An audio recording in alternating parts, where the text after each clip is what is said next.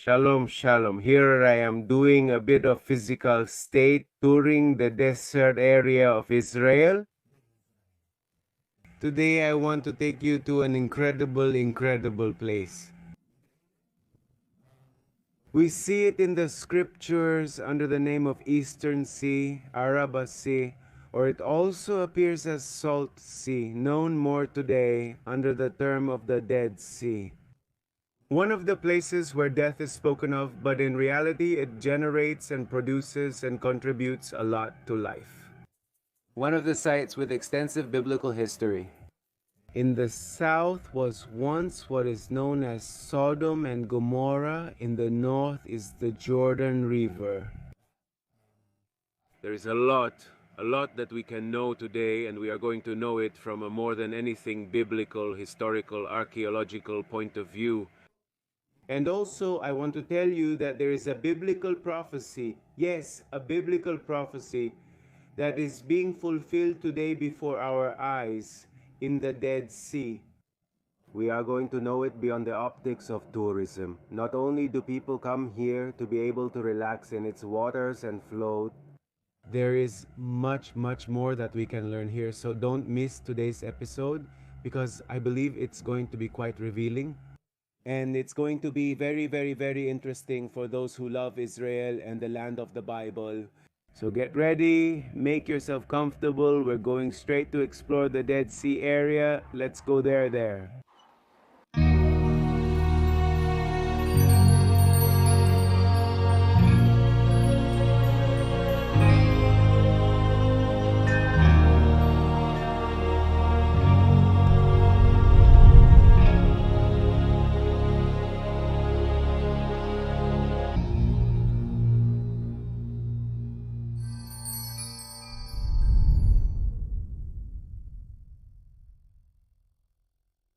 I'm almost halfway dizzy from so many curves, and one's ears get blocked. The ears get blocked from the descent. Remember that we have to go several meters below sea level. In one part precisely, we could be 417 meters below sea level. So you have to buy chewing gum when you want to come around here and start chewing, and that it's going to help so that one's ears don't get blocked. We are going to reach the area known as Ein Bokek. Ein Bokek is the place where the hotels, the luxurious hotels of the Dead Sea area, are primarily located. We're going to pass by them just like that, very lightly, because in reality we want to get out of the tourist area and get to know a little more about what is not known in the tourist world. So let's continue, let's move forward. We have a lot to learn today. The Dead Sea in Hebrew is Yam HaMelach. This is a salt lake that borders two countries on the east side, Jordan, and to the east, Israel.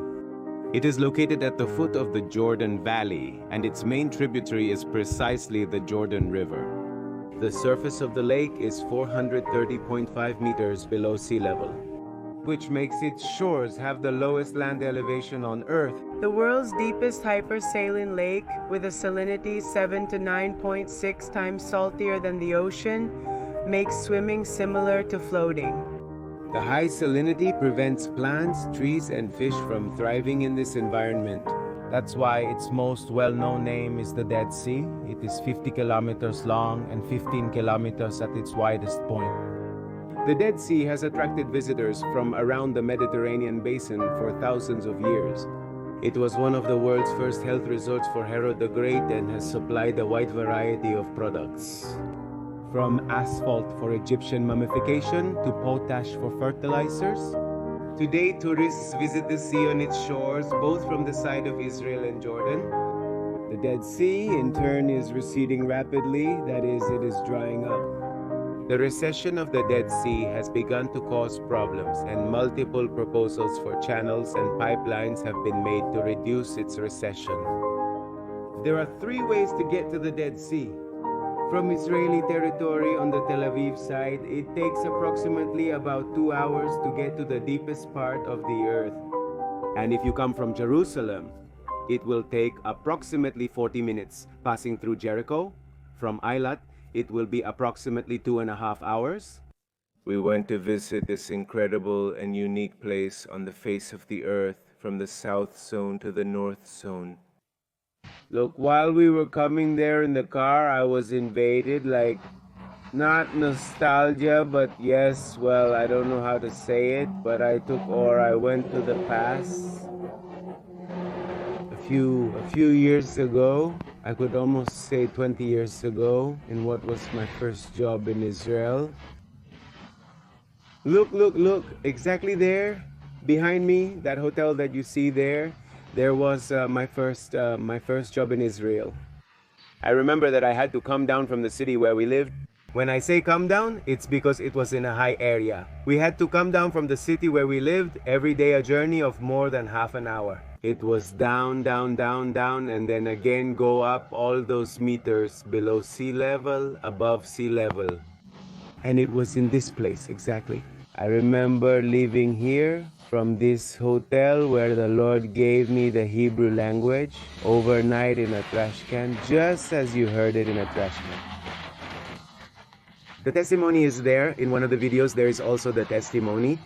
Perhaps we will leave it here, somewhere in the video, so that you can see that tremendous experience and miracle that the Lord did. And if He did it with me, He can do it with any of you. Remember, the Lord is still performing miracles today. Let's stay focused on the issue at hand. It was simply a matter of reminder, and I remembered a little when I was around here in these lands. Let's continue touring the Dead Sea area here at this site known as Ein Bokek. Let's go! Let me show you a little bit of the spa area that the Dead Sea hotels have here. As you can see, we're going to take a turn here. There are the hotels. Okay, there are many more behind there. Behind that tree, there are many more. But these are like the ones that start in the southern part of the Dead Sea area. And here you just cross the road and you're already here with the water area.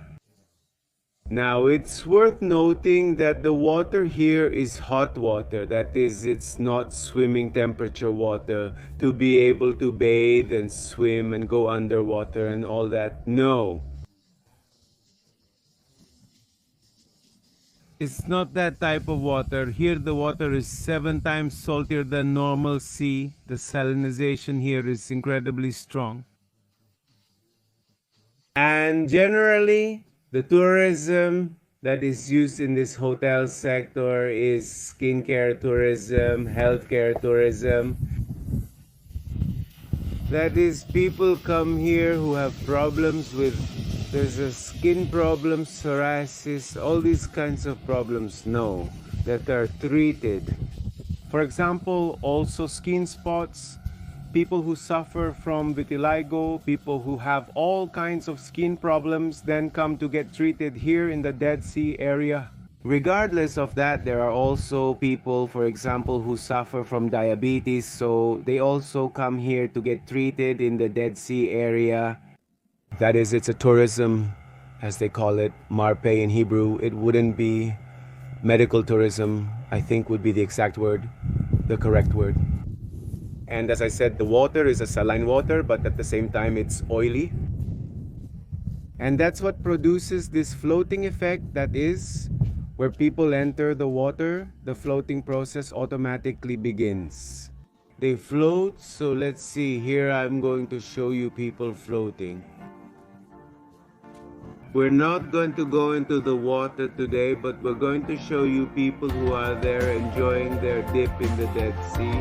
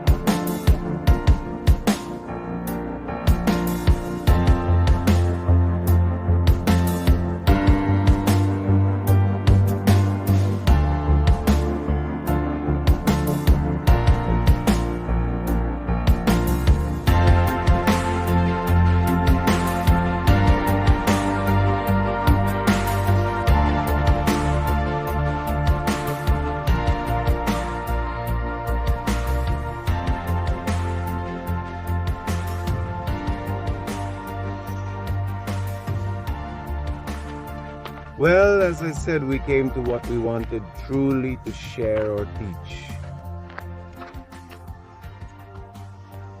It's good to be in the hotel area, the water and the skin rejuvenation and all that. But it's also good to learn from the area, always where we are, and visit.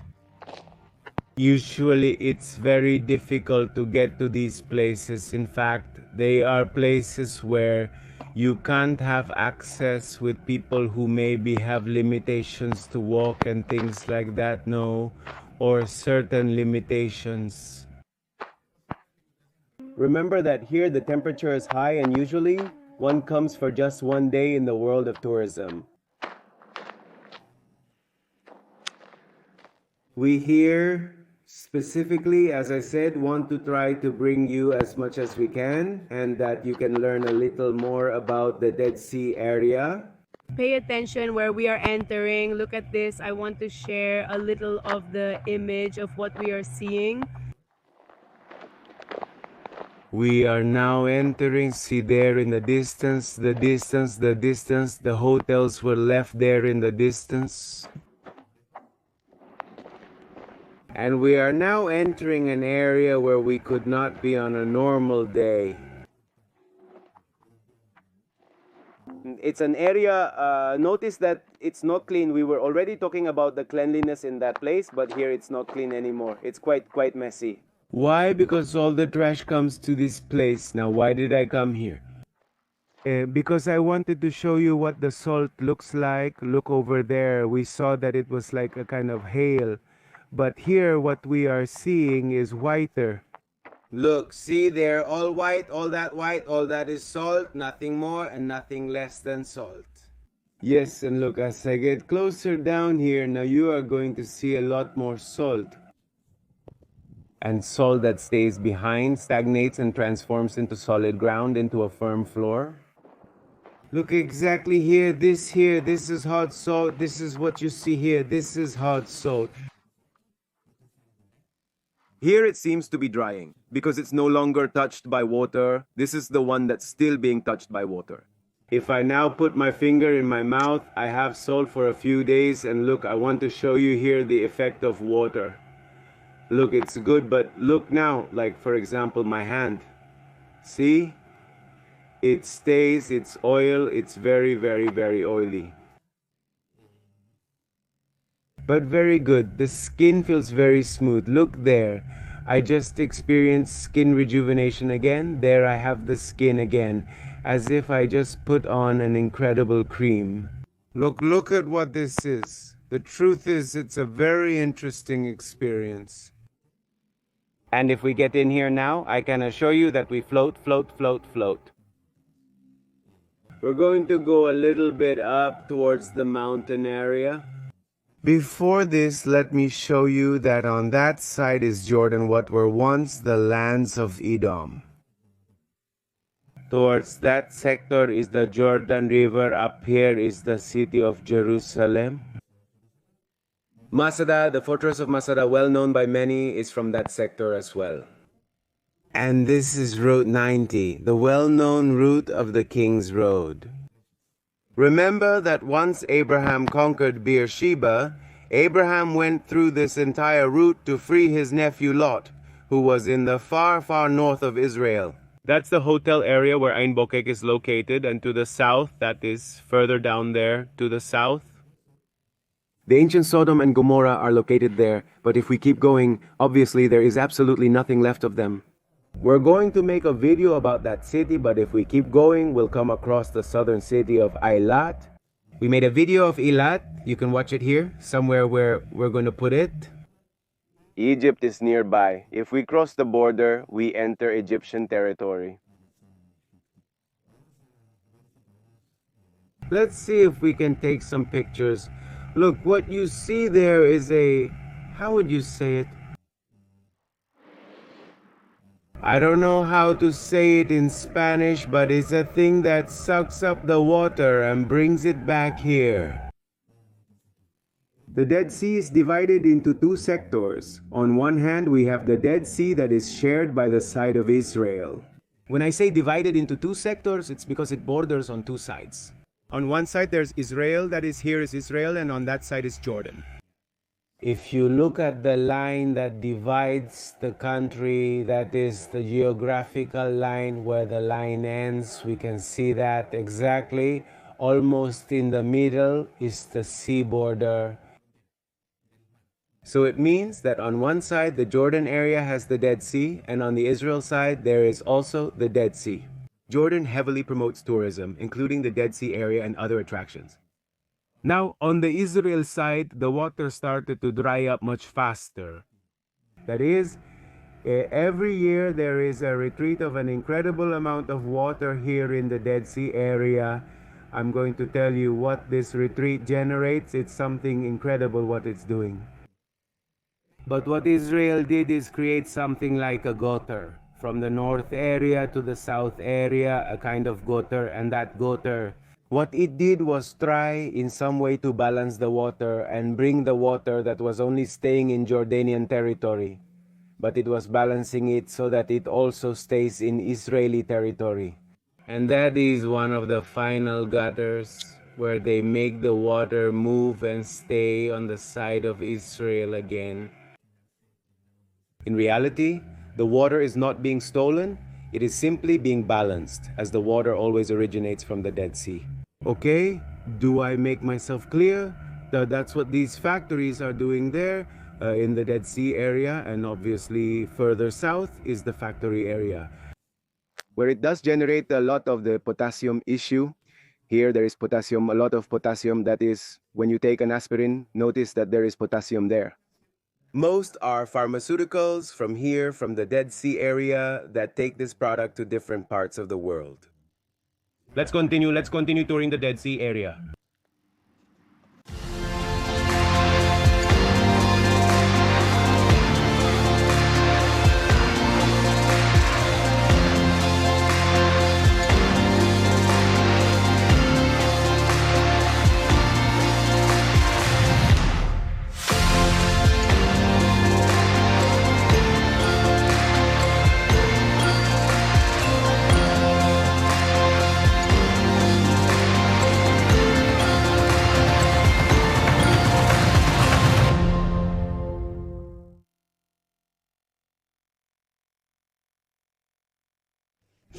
Here we continue touring the Dead Sea area. Look, here you can see the gutters better. You can observe there what I was telling you about the gutter.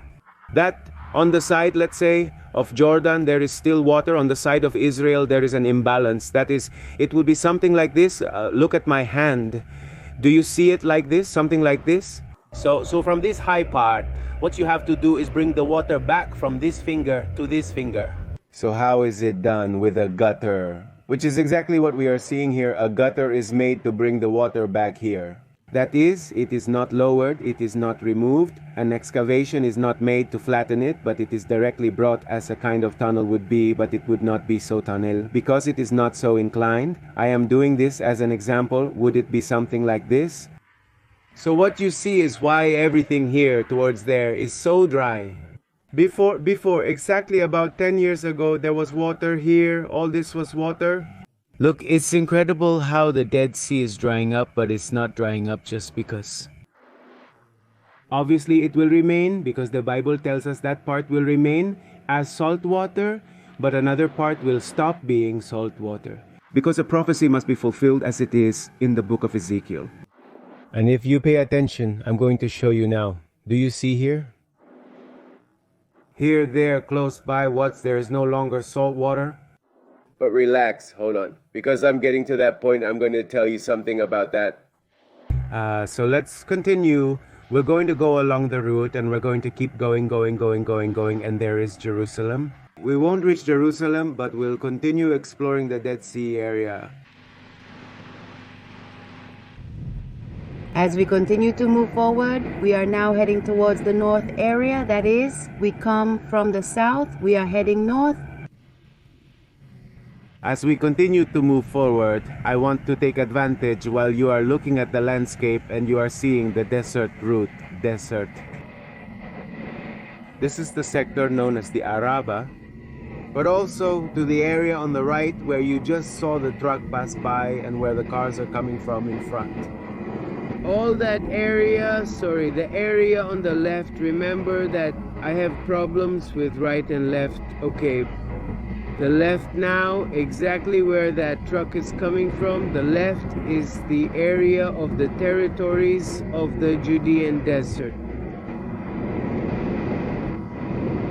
Remember when we were talking and sharing about the teachings and that we are studying the book of Daniel? We have seen on the map that the last tribe of Israel, along with that of Simeon, that is, that of Judea, Judah, and that of Simeon, they were the ones who had remained inhabiting the territory of Israel until they were deported to Babylon. Okay, that is simply a parenthesis. Returning to the area of the Salt Sea, Dead Sea, or Eastern Sea, or Sea of Arabah. Always remember those terms because you will find 3 of those terms in the scriptures. In the Bible, you will find it. Eastern Sea as the Sea of Arabah and the Salt Sea, those are the 3 terms that appear in the scriptures. It does not appear as a Dead Sea. In Hebrew language, it is called Yam Melah, Sea of Salt. It is also not called Dead Sea. In Hebrew, it is not called Dead Sea. As I said, it is called Sea of Salt. Okay? That is the language in Hebrew. In Spanish, it is called Dead Sea. In English, it is called Dead Sea. We don't know exactly who was in charge of giving it that name, but that's how today the Dead Sea area is known worldwide. The mountain you see there in the distance, I'm going to show it to you now. I'm going to deviate. You know what? I'm going to deviate a little bit so that you can see the perhaps most famous mountain in this area. From the eastern sector of the desert sector, because it's the mountain of Masada. There once was a fortress known as King Herod's fortress. He had a house there. He had created specifically a summer resort. And there, well, it's an amazing place.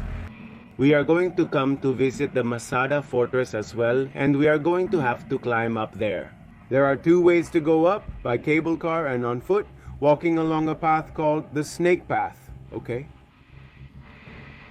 We're not gonna go now. I'm just detouring here so you can see what the mountain looks like. There in the distance. Let's see. Hold on, I'm going to park on this side and I'm going to show it to you here on the side. Let's see.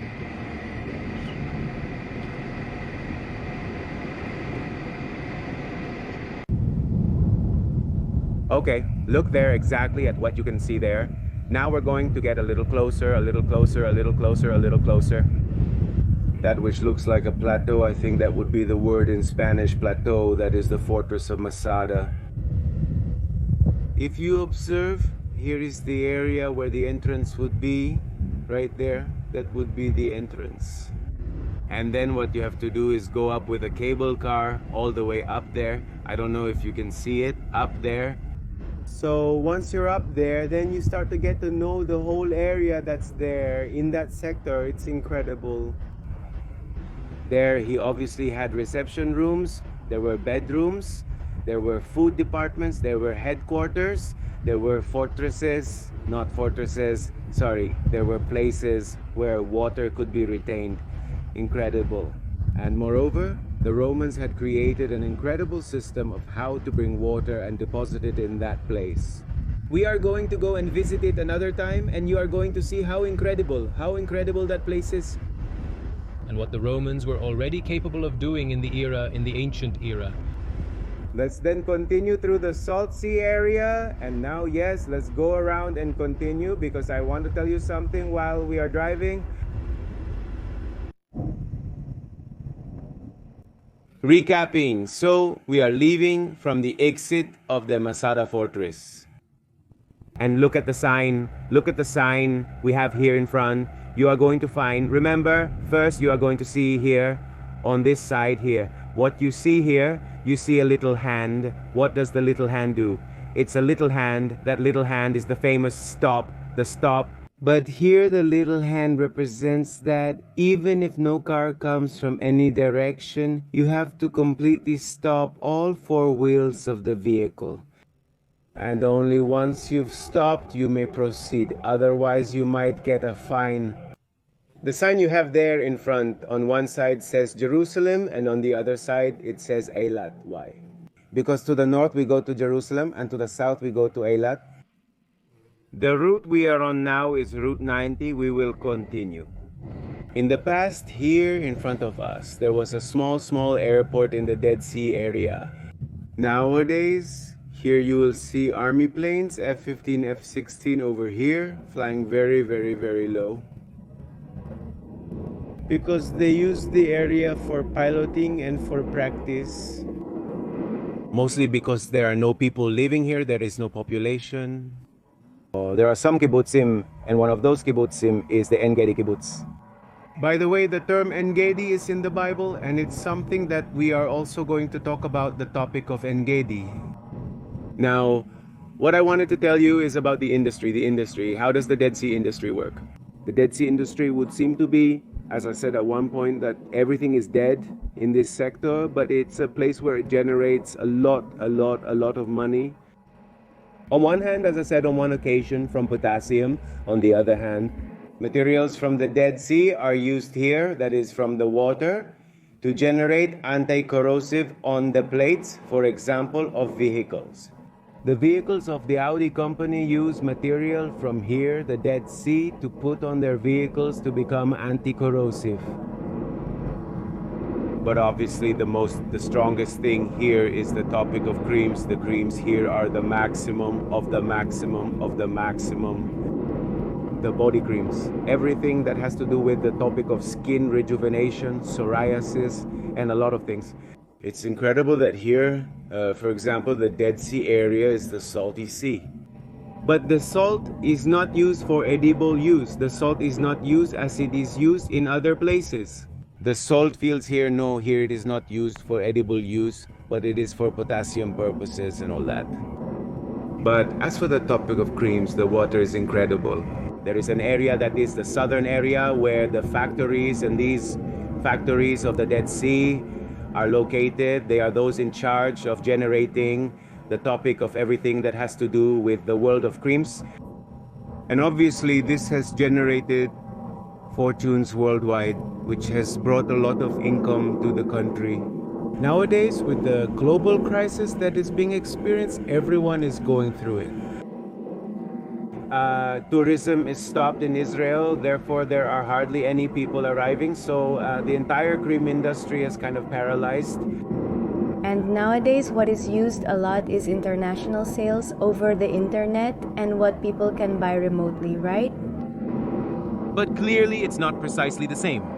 On the other hand, there are also places here that use a lot of honey. The Tamar is what dates are called in Hebrew, what is known as the honey of the Bible, the land that flows with milk and honey. At one point I commented on a program we did in Jericho. In the city of Jericho, I explained what honey is. And that honey is not, as one might think, bee honey, but it is talking about date honey, which are, as you might be able to see now here, like small palm trees.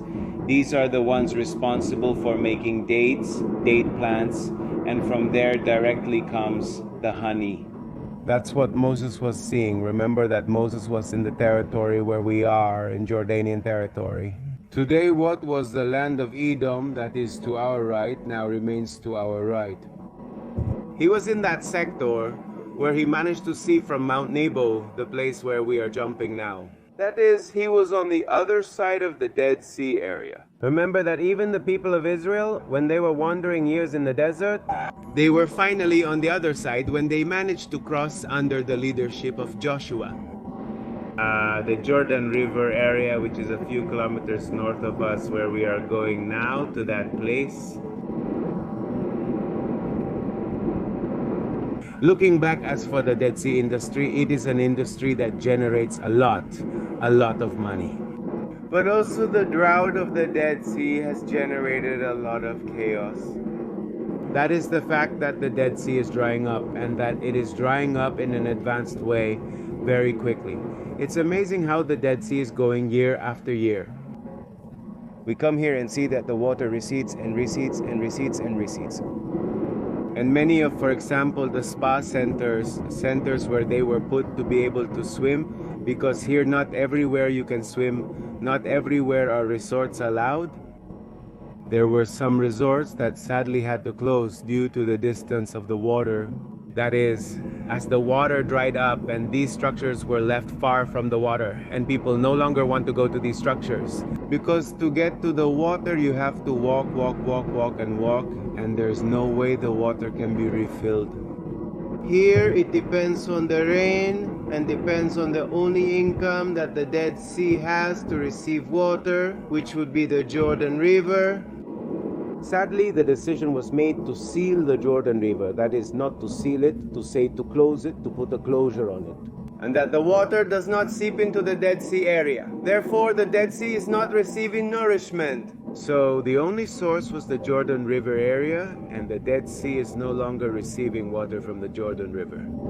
Obviously, if they were to open the Jordan River, then the Sea of Galilee would run out of water. So they had to do a sort of, let's see what we can do. And finally, the decision was made that since the water from the Dead Sea is not drinkable and the Sea of Galilee is, it's more important to keep the Sea of Galilee with water and not the Dead Sea. Finally, it is used for commercial purposes and not for life care issues such as drinking water. Here, in this sector, when you enter the desert area, more precisely in this place where we are, it is the deepest place on the face of the earth. You have to drink at least 3 liters of water in the day, but that is the very least of the very least of the very least. Otherwise, you start to get headaches, you start to feel just like you start to feel bad. It starts to affect all this about the heat issue, but not only the heat, but you start to dehydrate. And there were many cases of people who ended up dehydrated here and had a lot of health problems in the end. Well, we are already getting more or less to the place where I wanted to stop and wanted to show you something else. But you know what? We are keeping a surprise because we managed to get a very special permit. A permit that is almost not granted to anyone, but it is a very special permit. Where you will ask. But first, something I didn't explain to you. What I didn't explain is that there are no boats in there. That is, in the salty sea, there are no boats. There is no ship. There is no fishing. Why would there be boats if there is no fishing? No. There is absolutely nothing. Who is going to want to float there in the Dead Sea area with a boat? The engines also get ruined. The salinization causes the engines to get ruined. So people don't have the permission there to get into the the fishing issue and the boat issue and all that. Look, I wanted to show you this before. Do you see what I'm saying? The fact of the destroyed industries. Because on one hand, we have the industry of everything that has to do with the Dead Sea. Excellent. But here, in the past, and it's not long ago, I mean, I don't have to talk about a long time, but I'm talking about a time 3 years ago, 2 years ago. Here there were restaurants, there was a spa center, massage, water, everything dried up, the sea dried up, it was so far away that all this was closed. So it became like no man's land. An incredible investment in there are spas, there's everything. And everything was left in ruins, sadly, in ruins. Returning to the topic of boats, there is no permission there for boats. Therefore, I mean, it can't be done. But someone a few years ago, around the time of 85, and I don't want to get ahead of this, had like a kind of call to come to the Dead Sea area and start investigating it. And he embarked on the adventure with a little boat. And then the only one who has the permission, a single boat that is found in the entire Dead Sea, just one. And then it's a captain who has a lot of experience. And get ready, because it's going to be a unique experience. where we are going to enter the Dead Sea area and we are going to discover incredible treasures. Almost no one has set foot in that place before, in the places where we are going to enter. That's why I told you at one time. And I believe that at the beginning of the video I said we are going to places that are from the landscape from the book of Genesis.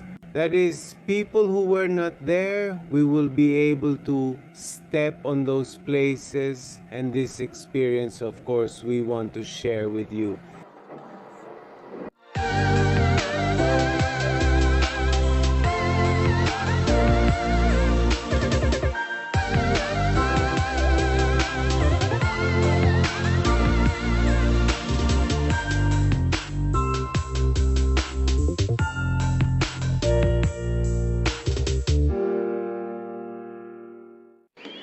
As we continue to explore the Judean desert area, the Araba desert, the Dead Sea area, the Salt Sea.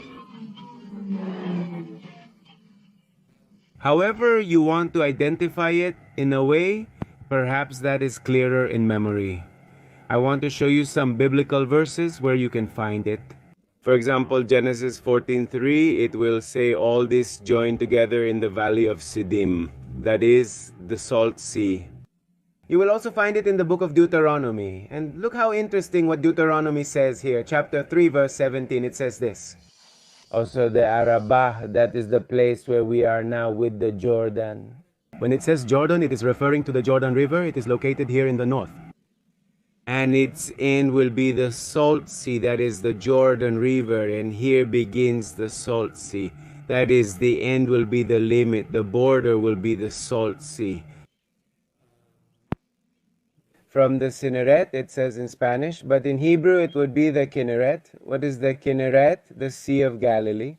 That is from the Kinneret to the Araba Sea, from the Sea of Galilee, passing through the Jordan to the Araba Sea. It says, at the foot of the slopes of Pisgah to the east.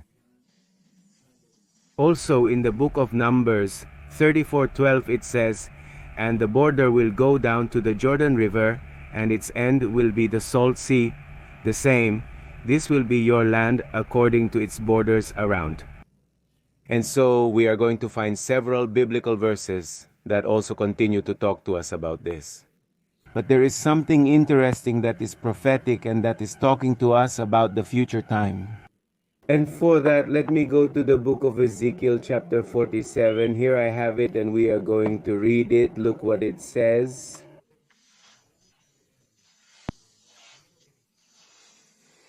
He then brought me back to the entrance of the house, and behold, waters were flowing from under the threshold of the house toward the east.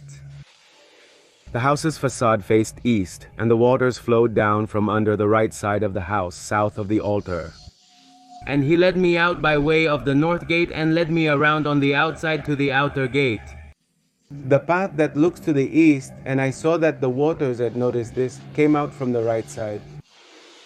Pay attention to me, because what we're going to see here is incredible. And the man went out to the east, carrying a cord in his hand. And he gave me 1,000 cubits, and made me pass through the waters up to my ankles. He gave me another 1,000 cubits, and made me pass through the waters up to my knees. He then gave me another 1,000, and made me pass through the waters up to my waist. He gave me another 1,000, and it was already a river that I could not pass, because the waters had grown so much that the river could only be crossed by swimming. And he said to me, have you seen, Son of Man? Then he led me and brought me back to the bank of the river, and upon returning I saw that on the bank of the river there were many trees on both sides. Pay attention, around me, I don't know if you can see, there are trees on both sides. And he said to me, these waters go out to the eastern region and will go down into the Araba, and they will go into the sea, being led into the sea. The waters will be healed, and every living soul that swims wherever these two rivers enter will live. And there will be a great many fish because these waters go there. They will be healed, and everything that enters this river will live. And the fishermen will be beside it from Engedi. Pay attention. Why? Because exactly in the place where we are reading the scriptures now is Engedi. We are in this place, even it says from here, from Engedi to Eneglaim. Their fish will be of the same kinds as the fish of the Great Sea, very many. When it says the Great Sea, it is referring to the Mediterranean Sea, which is on the coast of the Tel Aviv area. Its swamps and marshes will not be healed. They will be given over to salt. As we said before, there will be water left, even if it is salt. And by the river upon the bank thereof, on this side and on that side, shall grow old trees for meat, whose leaf shall not fade, neither shall the fruit thereof be consumed. It shall bring forth new fruit according to his months, because their waters they issued out of the sanctuary. And the fruit thereof shall be for meat, and the leaf thereof for medicine. What it tells us is the following in summary. We said that the waters of the Dead Sea are currently used for medicinal care, skin care, potassium, and a few things for health. Which means that in the event that the salt sea dries up, the Bible tells us that even the leaves will be for medicine, okay? However, it indicates that not all water areas will dry up. Fresh water will persist in its place. Why? Because it says there were many fishermen and it was full of fish and all kinds of levels, or how would you say, of names or species of fish. Such as comparing it to the Mediterranean Sea. Imagine the amount of fish that will be in this sector. If we look here today, we realize that there are no fish. There are no fish because it's salt water. So what happened with the Bible? Is there an error in the Bible? Is there something that is not working as it should? Is there something what happened? Perhaps the prophet did not interpret well what God meant to say. The reality is that when the Lord says something, the Lord fulfills it. Even if it takes years, the Lord fulfills it. And look, this was said by the prophet a few thousand years ago. And just now, today, we are seeing this biblical prophecy unfold before our eyes.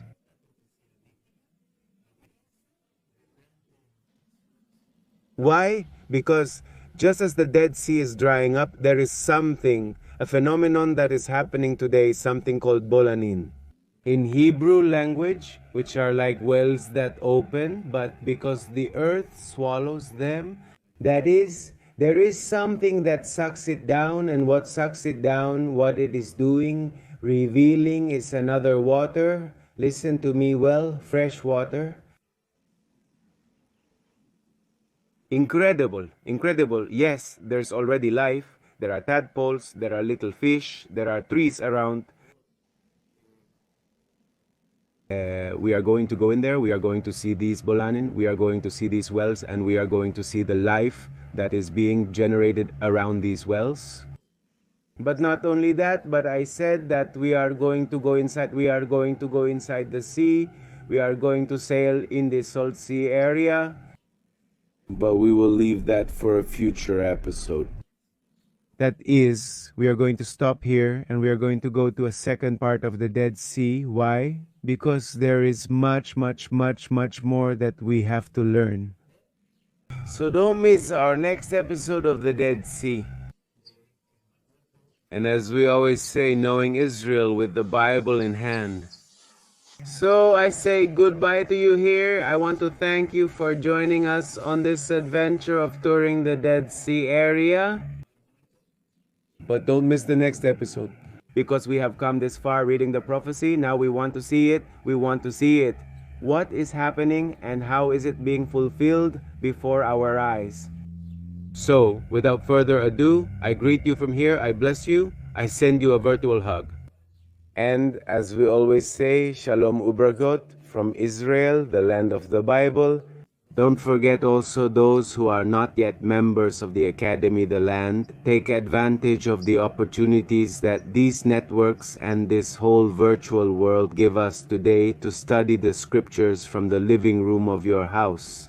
You no longer have to take a plane to come and study here at the University of Israel, but you can study from your home. With just one click, you already have the resources from the land of Israel in your home. So go down there, you will have the website where you can access.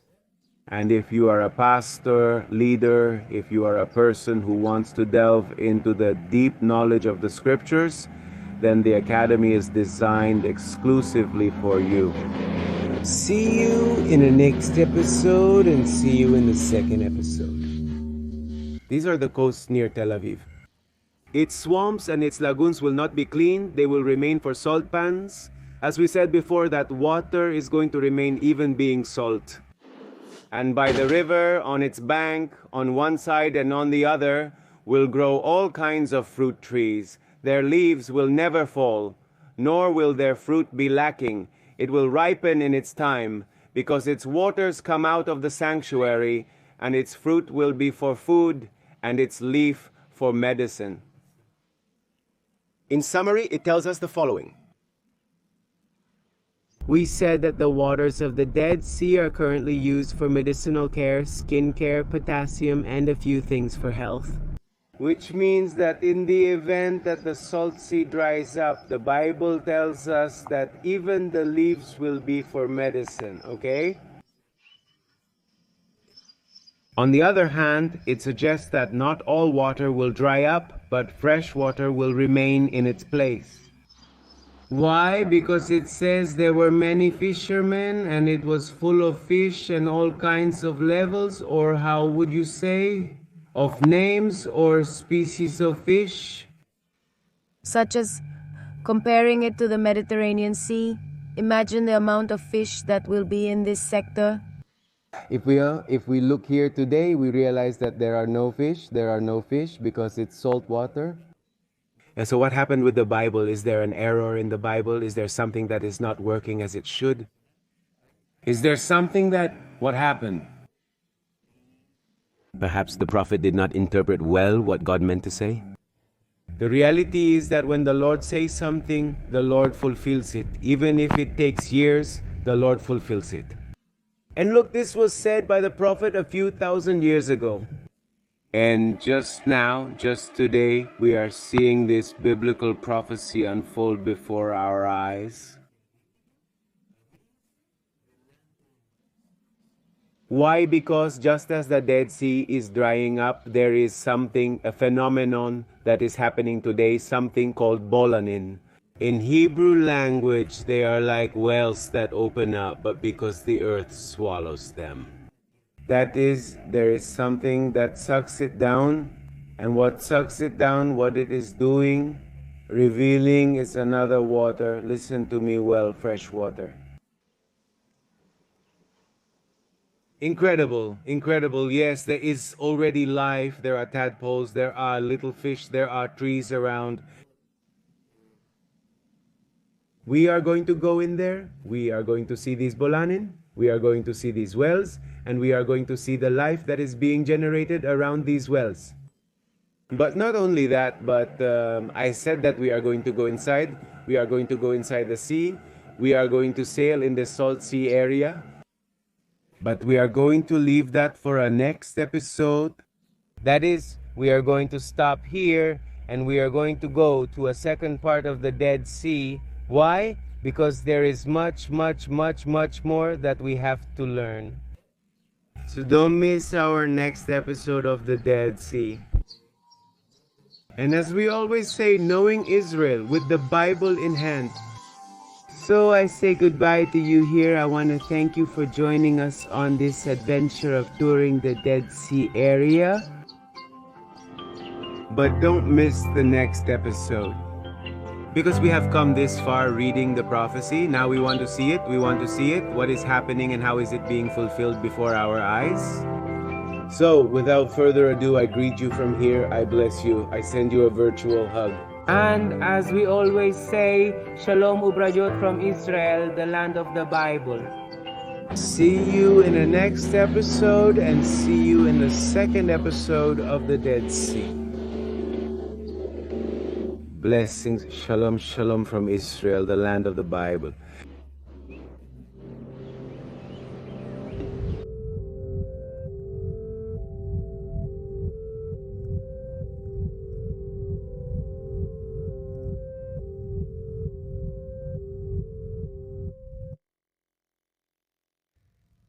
Very well. Look, we are where we just read. It's here in Engedi, as you can see, Engedi.